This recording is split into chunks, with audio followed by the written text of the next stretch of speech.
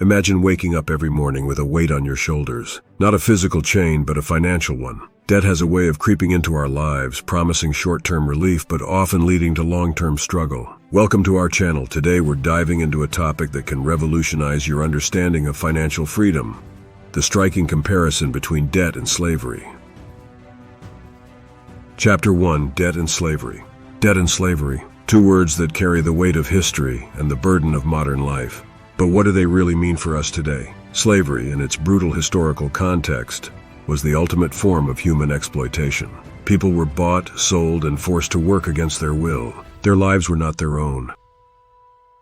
Chapter 2: Modern-day debt as slavery. Today, the chains of slavery have transformed. Instead of iron and steel, they are made of contracts, interest rates, and repayment schedules.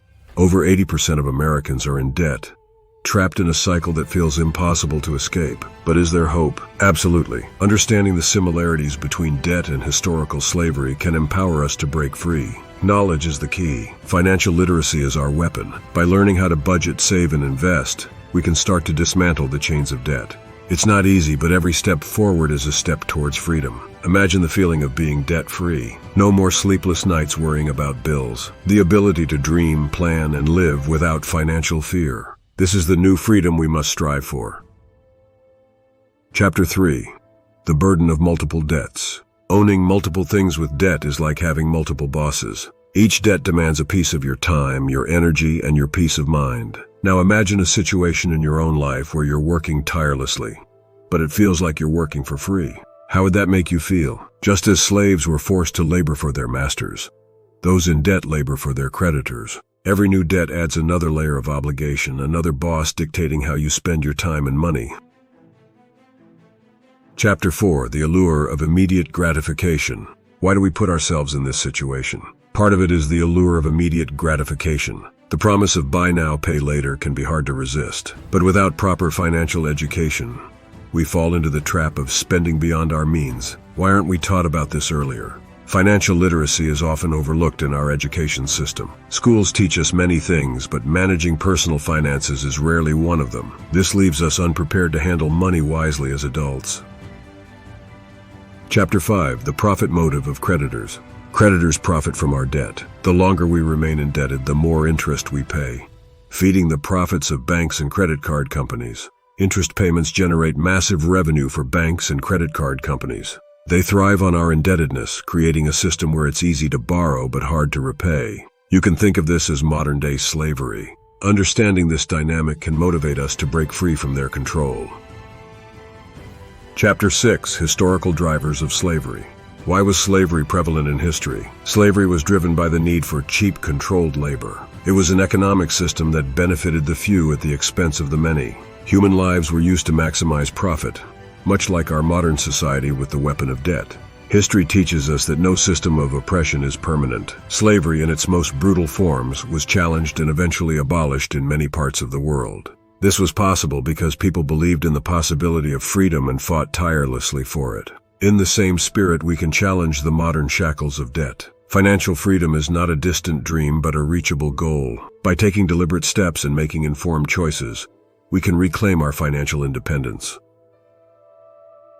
Chapter 7: Steps to Break Free. Here are the required steps to come out of debt. Acknowledge your debt. List all your debts, interest rates, and minimum payments. Create a budget. Track your income and expenses to understand where your money goes. Cut unnecessary expenses. Identify and eliminate non-essential spending. Increase your income. Consider side jobs or freelance work to boost your earnings. Prioritize your debts. Use the avalanche or snowball method to pay off debts strategically. Negotiate with creditors. Sometimes you can get lower interest rates or better repayment terms. Build an emergency fund. Save a small amount to cover unexpected expenses. Seek professional help.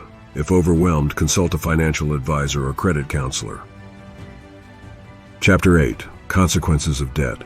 Debt doesn't just affect your finances, it takes a toll on your mental health. Anxiety, depression, and stress are common among those burdened by debt. It can strain relationships and diminish your quality of life. Society and media constantly bombard us with messages to consume more. The pressure to keep up with trends and maintain a certain lifestyle can drive us deeper into debt.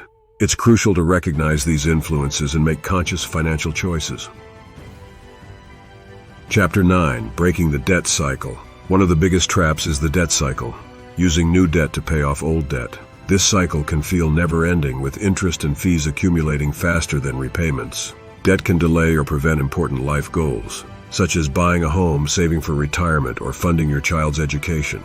The longer you stay in debt, the harder it is to build wealth and secure your future.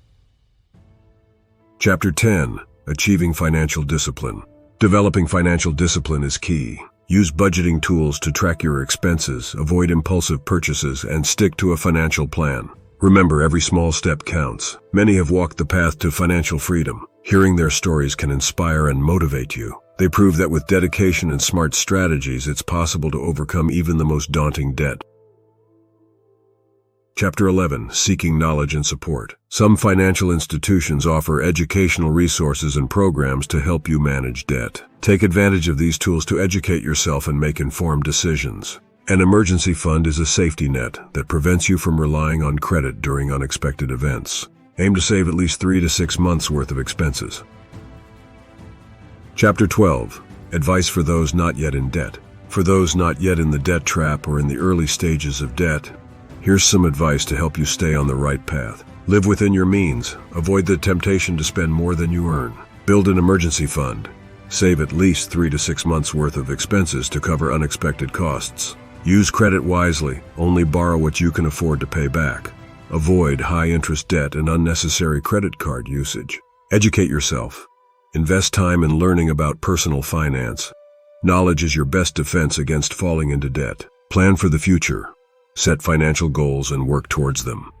Whether it's saving for a home, retirement, or a child's education, having a plan helps you stay focused. Chapter 13. Conclusion. Debt and slavery, two forms of bondage, but both can be overcome. Take control of your financial future today. Learn, plan, and break the chains. Financial literacy is crucial, yet many of us were never taught these vital skills in school. It's time to take control of our financial education. Learn about budgeting, saving, investing, and debt management to empower yourself and future generations. If you're looking for a comprehensive guide to help you on your journey, consider reading Total Money Makeover by Dave Ramsey. This book offers practical advice on getting out of debt, building wealth, and achieving financial peace. Subscribe to our channel for more insights on personal finance, debt management, and achieving financial freedom.